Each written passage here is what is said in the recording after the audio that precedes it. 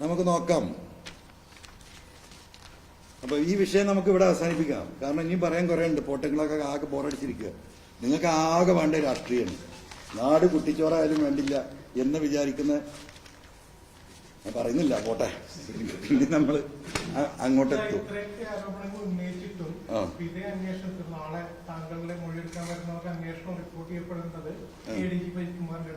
ആര് പറഞ്ഞു?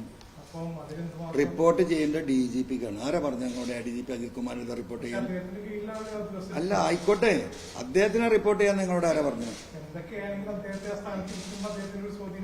എന്റെ പ്രിയ സഹോദര, ഞാൻ 4 ദിവസമായിട്ടില്ല, 3-4 ദിവസമല്ലേ പെറ്റീഷൻ കൊടുത്തിട്ടായിട്ടുള്ളൂ. 3-ാമത്തെ ദിവസം ഒരു IPS ഓഫീസറെ സസ്പെൻഡ് ചെയ്തില്ലേ? ഇന്ന് എന്റെ അടുത്ത് സമയം ചോദിച്ചാൽ ആര്? IG ഇന്നലെ പറ്റുമോ? ഇന്ന് സാറ്റർഡേ അല്ലേ? ഇന്ന് ഫ്രൈഡേ, സോറി. ഇന്ന് പറ്റുമെന്ന് ചോദിച്ചാൽ ഞാൻ എന്റെ ഈ പണികളൊന്ന് പൂർത്തിയാണ്. ആള് വരുമ്പോൾ എന്തെങ്കിലും താരത്തിൽ വെച്ച് കൊടുക്കണ്ടേ? അപ്പൊ ഞാൻ അതിന്റെ പണിയിലായതുകൊണ്ട് അദ്ദേഹത്തോട് ഞാൻ പറഞ്ഞു, ഞാൻ പ്ലീസ്, ഞാൻ കുറച്ച് നിങ്ങളോട് പറയാനുള്ള കാര്യത്തിന്റെ പണിയിലാണ്. 1-2 ദിവസം കൂടി എക്സ്റ്റൻഷൻ തരണം, നമുക്ക് സാറ്റർഡേ ഇരിക്കാന്ന് പറഞ്ഞു. അദ്ദേഹം വരുന്നുള്ളൂ. അദ്ദേഹം നല്ലൊരു ഓഫീസറാണ് ഞാൻ കേൾക്കുന്നത്. തെളിവ് ഞാനല്ലേ കൊടുക്കുന്നത്. ഇവിടെ ഇതിന് എന്താ പറയാ, ഇതിന്റെ സൂപ്പർവൈസ് ചെയ്യേണ്ടത് DIG അല്ലേ? അദ്ദേഹം സത്യസന്ധമായി ചെയ്യുന്നതാണ് ഞാൻ ഇപ്പൊ പ്രതീക്ഷിക്കുന്നത്. നമുക്ക് നോക്കാം. അല്ലേ, നമ്മൾ സ്വാധീനിച്ചിട്ട് ഇതിൽ കാര്യമില്ല. നമ്മൾ ഒപ്പത്തിനൊപ്പല്ലേ. നമ്മൾ ഓരോ തെളിവ് അവർക്ക് കൊടുക്കുക, അപ്പൊ തന്നെ നിങ്ങൾക്ക് തരും. അല്ല, ഹെഡ് മാസ്റ്റർക്കെതിരെ പ്യൂൺ അന്വേഷിക്കുന്ന കാര്യം തീരുമാനിക്കപ്പെടുന്നത് 30-ാമത്തെ ദിവസം ഈ റിപ്പോർട്ട് കൊടുക്കുമ്പോഴാണ്. ഈ അന്വേഷണ പരിധിയിൽ ഈ പറയുന്ന ഞാൻ കൊടും ക്രിമിനൽ എന്ന് വിളിക്കുന്ന ADGP അജിത് കുമാർ അടക്കം ഈ കേസിന്റെ കണ്ണിയാണോ എന്നാണ് DGPയുടെ നേതൃത്വത്തിൽ ഈ അന്വേഷണ സംഘം പരിശോധിക്കുന്നത്. 30-ാമത്തെ ദിവസം അന്വേഷണ റിപ്പോർട്ട് കൊടുക്കട്ടെ. ഇതുപോലൊരു കൊള്ള സംഘം, ഇതുപോലുള്ള ക്രിമിനലിസം, ഒരു എയർപോർട്ട്, ഒരു രാജ്യദ്രോഹ കുറ്റം, ഒരു ദിവസം 2 ദിവസം 2 സംഭവമല്ല, കണ്ടിന്യൂസ് ആയിട്ട് ചെയ്യാൻ 2 മാസവും 2 വർഷവും 11 മാസവും ഒരു ജില്ലാ പോലീസ് സൂപ്രണ്ടിന് ഈ അങ്ങാടി പാട്ട് ഇല്ലേ? നിങ്ങൾക്ക് എത്ര പാട്ട് പാടി ഒറ്റക്കൊരു സുജിത്ദാസിന് സാധിക്കുമോ? ഈ ചൈന DGPയുടെ നേരിട്ടുള്ള നിയന്ത്രണമില്ലെങ്കിൽ ഇത് നടക്കുമോ? സോറി, ADGPയുടെ ലോ ആൻഡ് ഓർഡർ ഏത് പോലീസുകാരുടെ ധൈര്യം വരിക? ഏത് സുജിത്ദാസിനെ വരിക? നിങ്ങളൊന്ന് ആലോചിച്ച് നോക്കി. എനിക്ക് ഭയങ്കര തമാശ തോന്നിയൊരു സംഗതിയുണ്ട്. ലഷ്കർ, ഒരു മിനിറ്റ് നീ അയക്കുക. ഈ കോടികൾ മുഴുവൻ നോക്കിയിട്ട് ഇതിന്റെ തൊട്ട് ബാക്കിലല്ലേ ഇപ്പൊ നമ്മളെ ക്യാമ്പസ്, 10,000 റുപ്യയിൽ ഒരു മരക്കഷ്ണം കട്ടവും പോണെങ്കിൽ അല്ലേ? ഒന്ന് ആലോചിക്കുന്ന, അത് ടെൻഡൻസിയാ, കളവ്. അത് ജീവിതത്തിൽ പഠിച്ചോ മറക്കൂല. മനസ്സിലായോ? കോടാന-കോടികൾ അടിച്ചു മാറ്റി നാളെ പൊളികം വരിക. ഇവിടെയുള്ള മരം മുറിച്ചത് കൊണ്ടുപോണേ. നിങ്ങളൊന്ന് ആലോചിക്ക്, ഇവനെ എങ്ങനെ IPS ഓഫീസറായി? ഇവൻ എന്നിട്ട് ഗുഡ് എൻട്രി, ഗുഡ് ബുക്സ്. ഏത് പണക്കാരനായാലും ഈ ടെൻഡൻസി ഉണ്ടെങ്കിൽ, ഇനിയിപ്പോൾ നിങ്ങൾ കേട്ടോ, നമ്മളത് കുറെ കണ്ടിട്ടില്ല. ഒരു ഒരു ഒരു ഓഫീസിലോ കാര്യത്തിലോ ഒന്ന് അത്യാവശ്യം മോശമില്ലാത്തൊരു പേന ഉണ്ടെങ്കിൽ മോഹൻലാലിന് മറ്റേ സിനിമയിൽ എടുക്കാൻ ഒന്ന് ഇങ്ങനെ എടുത്ത്, മനസ്സിലായോ?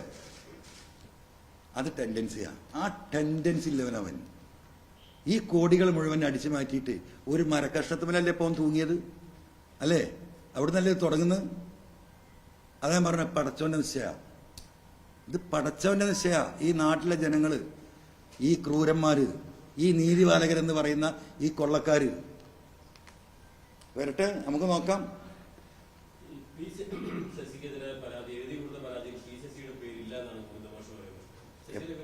എപ്പോഴാ പറഞ്ഞു? ഞാനെ കാണുന്നത്. ഞാൻ ഈ പണിന്റെ തിരക്കിലായതുകൊണ്ട് എഴുതി കൊടുത്തതിൽ ശശിയുടെ പേരില്ല. ഇല്ല, ഞാൻ അല്ല, പാർട്ടി ഞാൻ നാട്ടുകാരോട് ഒക്കെ പറഞ്ഞ കൂട്ടത്തിൽ പാർട്ടി കേട്ടിട്ടുണ്ടല്ലോ. അല്ലാതെ ഞാൻ എഴുതി കൊടുത്തിട്ടില്ല. എഴുതി കൊടുത്തില്ല എന്നല്ല പറഞ്ഞു. എഴുതി കൊടുത്തിട്ടില്ല. കണ്ടപ്പോ നമ്മൾ പലതും പറയില്ല.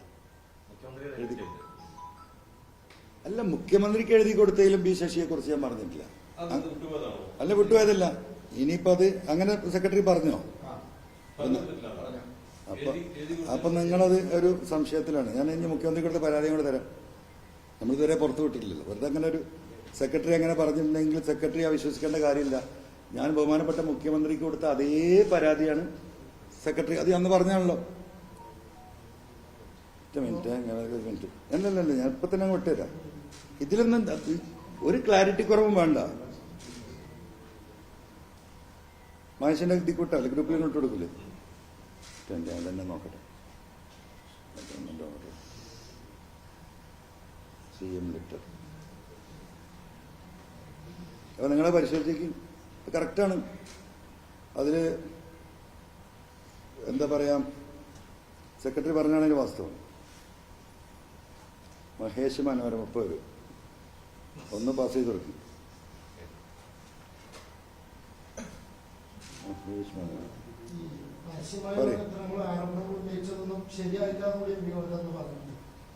എങ്ങനെ പരസ്യമായി വന്ന് പരസ്യമായി പറഞ്ഞത് ശരിയായില്ല എന്ന് ഗോവിന്ദ മാഷ് സെക്രട്ടറി പറഞ്ഞു. ശരിയല്ലേ? ആ പാർട്ടിയെ സംബന്ധിച്ച് ഞാൻ അങ്ങനെ പരസ്യമായി പറഞ്ഞത് ആ പാർട്ടി സിസ്റ്റത്തിന് എതിരാണല്ലോ. മാഷ് പറഞ്ഞത് കറക്റ്റ് അല്ലേ? അതിൽ അദ്ദേഹത്തിന് എങ്ങനെ തെറ്റ് പറയാൻ പറ്റുക? അത് കറക്റ്റാണ് പറഞ്ഞത്. അല്ല, ഞാൻ പാർട്ടിക്ക് ഇപ്പൊ ഞാനൊരു പൊതുപ്രവർത്തകൻ എന്ന നിലക്കാണ് ഇതൊക്കെ ഉന്നയിച്ചത് പൊതുസമൂഹത്തിന് മുമ്പ്. പാർട്ടി സംവിധാനത്തിൽ മാഷ് പറഞ്ഞ കറക്റ്റാ. ആ സംവിധാനത്തില് എന്താ മാഷ് ഉപയോഗിച്ച വാക്ക്?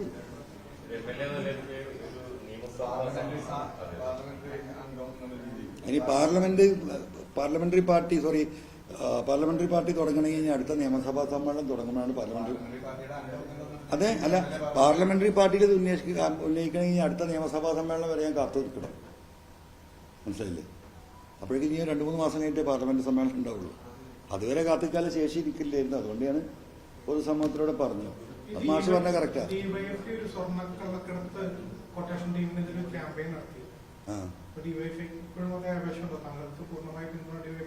അല്ല, ഇതില് നിങ്ങളെ പിന്തുണ ഉണ്ടോ? എനിക്ക് ഉണ്ടോ?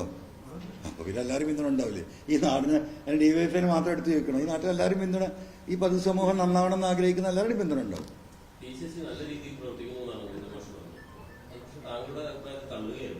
അല്ല, ഞാനത് കേട്ടില്ല. ഗോവിന്ദ മാഷ് പാർട്ടി സെക്രട്ടറി, ബഹുമാനിയ സെക്രട്ടറി എന്താ പറഞ്ഞത് ഞാൻ കേട്ടില്ല. അത് കേൾക്കാതെ എനിക്ക് പറയാൻ വയ്യല്ലോ. പ്രത്യേകിച്ച് പ്രശാന്തിന്റെ ചോദ്യത്തിനൊന്നും അങ്ങനെ ഡയറക്റ്റ് ഉത്തരം പറയാൻ പറ്റില്ല. ഞാൻ കേട്ടില്ല.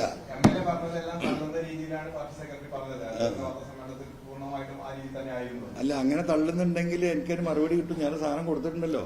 ഞാൻ കൊടുത്തതിന്റെ റിപ്ലൈ ആണല്ലോ ഇപ്പൊ ഇവിടെ വന്നുകൊണ്ടിരിക്കുന്നത്. അതിന്റെ ഭാഗമായിട്ടാണല്ലോ ഞാൻ ഇരിക്കുന്നത്. പിന്നെ MLA പറഞ്ഞൊക്കെ പാർട്ടി സെക്രട്ടറി തള്ളുന്നുണ്ടെന്ന് നിങ്ങൾ വിചാരിക്കണേ. നിങ്ങൾ അങ്ങനെ തള്ളൂല.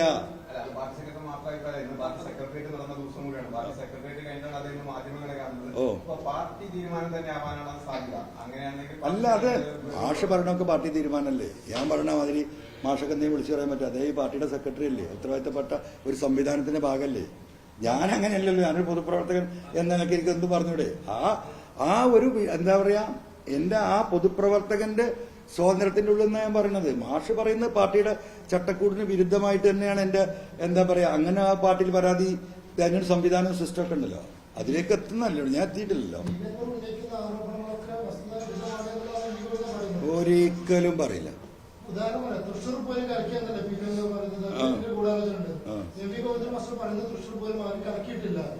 ഗോവിന്ദ മാഷ് അങ്ങനെ പറയുന്നത് മാഷ് പറഞ്ഞിട്ടുണ്ടാവുക, നിങ്ങൾ ഈ പൂരം കലക്കിയ വിഷയം നിങ്ങൾ എങ്ങോട്ടാ കൊണ്ടുപോയത്? ADGP അജിത് കുമാർ ബഹുമാനപ്പെട്ട മുഖ്യമന്ത്രിയുടെ ദൂതനായി പോയിട്ട് BJPയുമായി RSSുമായി ധാരണ ഉണ്ടാക്കാൻ മുഖ്യമന്ത്രി പറഞ്ഞു വിട്ടതാണ് ഈ നൊട്ടോറിയസ് ക്രിമിനലിനെ എന്നാണ് നിങ്ങൾ പറയാൻ ശ്രമിച്ചത് അല്ലേ? ഈ പാർട്ടിക്ക് അങ്ങനെ ഒരു ആവശ്യമുണ്ടോ? ഈ BJPയുമായി RSSുമായി സംസാരിക്കാൻ ഈ നൊട്ടോറിയസ് ക്രിമിനലിന്റെ ആവശ്യമുണ്ടോ? നമ്മളെല്ലാവരും ഇവിടെ ലീഗും കോൺഗ്രസും മാർക്സിസ്റ്റും BJP ഒക്കെ ഈ നാട്ടിലല്ലേ ജീവിക്കുന്നത്. തൊട്ടടുത്ത വീട്ടിൽ താമസിക്കുന്നുണ്ട്. ഹലോ, എന്തൊക്കെയുണ്ട്? സുഖമുണ്ട്. അല്ല, നമുക്കൊന്ന് ആലോചിക്കണ്ടേ? അതിന് ഈ ക്രിമിനലിന്റെ അടുത്ത് പോയി സംസാരിക്കണോ? എന്തൊരു ബാലിശമായ സ്റ്റേറ്റ്മെന്റാണ് ഈ പ്രതിപക്ഷ നേതാവ് ഉന്നയിച്ചത്. ഇതെവിടെ കൊണ്ട് കെട്ടാനാണ്?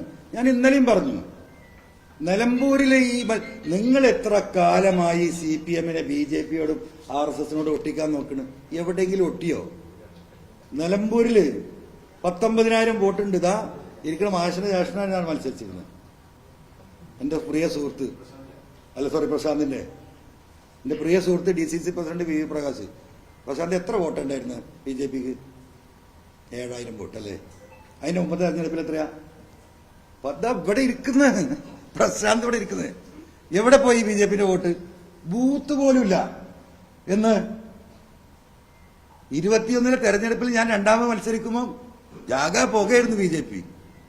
പിന്നെ ആ സാധനമില്ല. തെരഞ്ഞെടുപ്പിന്റെ ഒന്നുമില്ല. ആർക്കാ പോയത്? PV Anwar എങ്ങനെയാ 4,000 വോട്ട് 3,700 ചുരുങ്ങിയത്? BJPന്റെ 13,000 14,000 വോട്ട് ഈ ഇരിക്കുന്ന എന്റെ പ്രിയപ്പെട്ട സുഹൃത്തു കൂടിയായ പ്രശാന്ത്, ഏഷ്യാനെറ്റിന്റെ ലേഖകൻ കൂടിയായ പ്രസാദിന്റെ ജ്യേഷ്ഠൻ, എന്റെ കോളേജ് മേറ്റ് കൂടിയായ മലപ്പുറം ജില്ലാ കോൺഗ്രസ് കമ്മിറ്റിയുടെ പ്രസിഡന്റ്, പാവം മരിച്ചു. ഇന്നും അദ്ദേഹവുമായി എന്താ പറയാ കുടുംബമായിട്ട് ആ ബന്ധം നടത്തുക. മുഴുവൻ വോട്ട് BJP കൊടുത്താൽ വളരെ സാക്ഷികളല്ലേ. പിന്നെ നിങ്ങളെ ഒട്ടിക്കാൻ തുടങ്ങിയിട്ട് അത് നടക്കില്ല. അങ്ങനെ ആ രീതിയിലേക്ക് നിങ്ങളിത് വളച്ചൊടിക്കാൻ നോക്കിയിട്ട് കാര്യമില്ല. എവിടെ എത്തൂല എന്റെ അസ്കറെ. No way. മറ്റൊരു കാര്യം, PV Anwar കൊള്ളക്കാരനായും പരിസ്ഥിതി ലംഘിക്കുന്നവരൊക്കെയായി ചിത്രീകരിച്ച മാധ്യമങ്ങൾ ഇപ്പോൾ PV Anwar വലിയ താരപരിവേഷം നൽകുന്നു. അത് CPM-നോടുള്ള പുതിയ പാർട്ടിക്കെതിരായ വിവാദങ്ങൾ കൊണ്ടുവരുന്നതുകൊണ്ടാണ്. അത് താങ്കൾ തള്ളുകയാണോ കൊള്ളുകയാണോ? കറക്റ്റല്ലേ? അത് കറക്റ്റല്ലേ? നിങ്ങൾ എന്നെ കൊല്ലാൻ നടന്ന ആളുകളല്ലേ, എന്നെ നശിപ്പിക്കാൻ നടന്ന ആളുകളല്ലേ. പാര വെച്ചിട്ട് എന്തെങ്കിലും ബാക്കിയുണ്ടോ? വാർത്തകൾ കട്ടെ നേരം വെളുത്താല് ഇപ്പൊ എന്തോ ഒരു സ്നേഹമാണ് അല്ലേ? എത്ര നേരമായി നിങ്ങൾ കാത്തിക്കുന്നു. ഈ ചങ്ങാതി വന്നിട്ടൊന്ന് സംസാരിച്ച് എന്താ കാര്യം? എന്തെങ്കിലും വായന വീട്ടിട്ടിട്ട് അങ്ങോട്ട് ചാമ്പാനി എടുക്ക്. PV Anwar പാർട്ടിക്ക് പുറത്തേക്ക്, PV Anwar പാർട്ടിക്ക് അപ്പുറം. ഇതൊക്കെ വിചാരിച്ചിട്ടല്ലേ വരുന്നത്. ഇനിയിപ്പോ അത് കിട്ടൂല, നിങ്ങളൊക്കെ ഒഴിയും. അത് കിട്ടും വിചാരിച്ച് ദയവായി നിൽക്കണം. ഞാൻ ആദ്യം പറഞ്ഞു, എന്നെ നിങ്ങൾക്ക് ഇനിയും കിട്ടും. കാരണം ഞാൻ പറഞ്ഞ മഹാത്മാഗാന്ധിന്റെ മകനെന്നല്ല പണ്ട് ഞാൻ പറഞ്ഞിട്ടുണ്ട്. ഞാനിപ്പോഴും അങ്ങനെ തന്നെയാണ്. അപ്പം എന്നെ നേരിടാനുള്ള ആയുധങ്ങൾ ഇനിയും നിങ്ങൾക്ക് കിട്ടും. ദയവായി തൽക്കാലം നിങ്ങൾ ഈ വിഷയത്തിൽ, ഇപ്പൊ നമ്മൾ ഈ പറഞ്ഞ വിഷയം നമുക്കും നമ്മുടെ കുട്ടികൾക്കും കുടുംബത്തിനും അടുത്ത തലമുറക്കും ഇവിടെ ജീവിച്ചു പോകണം. അതിനുള്ള ഒരു സാഹചര്യം ഈ ഒരു വിഷയത്തിൽ നിങ്ങളുടെ പൂർണ്ണമായ പിന്തുണ ഈ പൊതുസമൂഹത്തിന് വേണ്ടിയിട്ട് ഞാൻ എന്താ പറയുക അങ്ങേയറ്റം വിനയത്തോടു കൂടി ആവശ്യപ്പെടുകയാണ്. അത് നിങ്ങൾ സഹായിക്കണം. കാരണം നിങ്ങളും കൂടി ഉണ്ടെങ്കിലേ നമുക്കിത് കൊണ്ടുപോകാൻ പറ്റുള്ളൂ. ജനത്തിന്റെ കൂടെ ഉണ്ട്. ഈ തെളിവുകൾ എന്ന് പറഞ്ഞാൽ നമുക്ക് പൊതുസമൂഹത്തിന് എന്താ പറയുക പിക്ക് ആൻഡ് ചൂസ് ചെയ്യേണ്ട കാര്യങ്ങളാണ്. അതുകൊണ്ട് എന്റെ വായിൽ നിന്ന്, എന്റെ സ്റ്റേറ്റ്മെന്റിൽ നിന്ന് എന്തെങ്കിലും ഈ പറഞ്ഞ പോലെ വളഞ്ഞ വഴി ഉപയോഗിച്ച് ഈ മുന്നണിയെയും ഈ പാർട്ടിയെയും എതിരെ കൊണ്ടുപോകാൻ നിങ്ങൾ കുറെ ദിവസമായിട്ട് ആഗ്രഹിച്ച് എവിടെ എത്തിയിട്ടില്ല. ഇനി അത് എത്തൂല. കാരണം ആ ചൂണ്ട നിങ്ങൾ ഇട്ടാൽ നിങ്ങൾക്ക് കൊത്തൂല. എന്റെ ഉദ്ദേശം അതല്ല. ഞാൻ ആ നടത്തിയ സ്റ്റേറ്റ്മെന്റുകളൊക്കെ ഈ പാർട്ടിയുമായി ബന്ധപ്പെട്ട വിഷയങ്ങൾ ഞാൻ ആവർത്തിക്കുന്നില്ല. ഈ പാർട്ടിയിലെ സാധാരണക്കാരായ പ്രവർത്തകർക്ക് വേണ്ടിയും ഈ ഗവൺമെന്റ് ഇവിടെ നിൽക്കണമെന്ന് ആഗ്രഹിക്കുന്ന സാധാരണക്കാരായ ജനങ്ങൾക്ക് വേണ്ടിയിട്ടും ഈ പാർട്ടിയുടെയും ഗവൺമെന്റിന്റെയും ശ്രദ്ധ സഗൗരവം ഈ വിഷയത്തേക്ക് വരാനാണ്. അല്ലാതെ ഞാൻ ഈ പരാതിയൊക്കെ കൊടുത്ത് മുഖ്യമന്ത്രിക്ക് കൊടുത്ത ബഹുമാനപ്പെട്ട മുഖ്യമന്ത്രി ഇതെല്ലാം വായിച്ച് നോട്ട് ചെയ്തിട്ട് ഈ പൊളിറ്റിക്കൽ സെക്രട്ടറിക്ക് കൊടുക്കും. അതുകൊണ്ട് ഒരു ചുക്കും നടക്കൂല എന്ന ഉറപ്പുള്ളത് കൊണ്ടാണ് സത്യത്തിൽ ഇങ്ങനെ ചെയ്യേണ്ടി വന്നത്. അതിൽ എന്റെ പാർട്ടി പ്രവർത്തകരോട് ക്ഷമിക്കുക. ഈ വോട്ട് കിട്ടുന്ന കാര്യം, പാർട്ടിന്റെ കാര്യം, സാധാരണ പ്രവർത്തകരെ അനുഭവിക്കുന്ന കാര്യത്തിന് റിസൾട്ട് ഇല്ല. ഉണ്ടെങ്കിൽ ഇപ്പൊ ഇത് ഉണ്ടാവണ്ടേന്ന്. അല്ല, പരാതി ഞാൻ കൊടുക്കും. ഞാൻ ബഹുമാനപ്പെട്ട സെക്രട്ടറി എന്താ പറഞ്ഞു പരാതി എഴുതി തന്ന അന്വേഷണമല്ല പറഞ്ഞു. ഞാൻ എഴുതി കൊടുക്കും. എന്ത് സമയം ഞാൻ ഈ പറഞ്ഞ കാര്യങ്ങളിലൊക്കെ ഉറച്ചു നിൽക്കല്ലേ, അത് ഞാൻ എഴുതി കൊടുക്കും. ഞാൻ ഒരു കാര്യത്തിനും കൂടി അന്വേഷണത്തിൽ അതും കൂടി കഴിഞ്ഞിട്ടേ ഞാൻ ആ പരാതി കൊടുക്കും. എങ്ങനെയാ, ഒരു മിനിറ്റ്, ഞാൻ ആ പരാതി കൊടുക്കാത്തതിന് ഒരു കാരണമുണ്ട്. ഞാനൊരു വളരെ വളരെ ഗൗരവമായൊരു വിഷയം എന്റെ മുന്നിൽ നിൽക്കുന്നുണ്ട്. അത് സരിത കേസാണ്, സോളാർ കേസ്. ഈ സോളാർ കേസ് ഇവിടെ അട്ടിമറിക്കപ്പെട്ടിട്ടുണ്ട്. ആ അട്ടിമറിക്കപ്പെട്ടതിൽ രണ്ടാളുകളുണ്ട്. ഒന്ന് ഈ ADGP അജിത് കുമാറാണ് നമ്പർ 1 ഈ പറയുന്ന അതിന്റെ റോള് വഹിച്ചത്. രണ്ടാമത്തെ ആള് കൂടി 2-3 ആളുകളുണ്ടെന്നാണ്. ആ 2-3ന്റെ അന്വേഷണത്തിലാണ്. അതിന് എനിക്കൊരു കൃത്യമായ വിവരം കിട്ടിയാൽ അതും കൂടി, അതൊരു ഗൗരവമായ വിഷയമാണ്.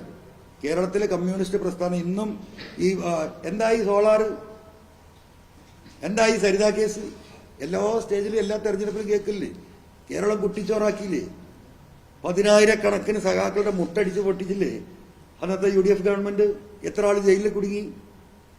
ഒരു ലക്ഷ്യത്തിന് വേണ്ടി ഒരു കൃത്യമായ സത്യസന്ധമായ ഒരു അന്വേഷണം നടക്കണം എന്നുള്ള സതുദ്ദേശത്തോടു കൂടി പാർട്ടി ഏറ്റെടുത്ത് ഒരു സമരം നയിച്ച് ഒരു ജുഡീഷ്യൽ കമ്മീഷന് മുമ്പിലേക്ക് പോയി അതിന്റെ ഭാഗമായി ഇവിടെ നടത്തിയ ഒരു സ്പെഷ്യൽ ഇൻവെസ്റ്റിഗേഷന്റെ ടീമിന്റെ അന്വേഷണം ഒരു ഘട്ടത്തിൽ നന്നായി നടന്നു, രണ്ടാം ഘട്ടത്തിൽ മോശമായി, മൂന്നാം ഘട്ടത്തിൽ എങ്ങനെ സ്റ്റേറ്റിലെ ഒരു സ്പെഷ്യൽ ഇൻവെസ്റ്റിഗേഷൻ ടീം ഈ കേസ് അന്വേഷിക്കുമ്പോൾ എങ്ങനെയാണ് ഇത് CBIയിലേക്ക് പോയത്? ആരാണ് ആവശ്യപ്പെട്ടത്? സരിത അത് ആവശ്യപ്പെട്ടിട്ടുണ്ടെങ്കിൽ എന്തിന്റെ അടിസ്ഥാനത്തിലാണ് സരിത അത് ആവശ്യപ്പെട്ടത്? ഞാൻ അതിന്റെ പിന്നാലെയാണ്.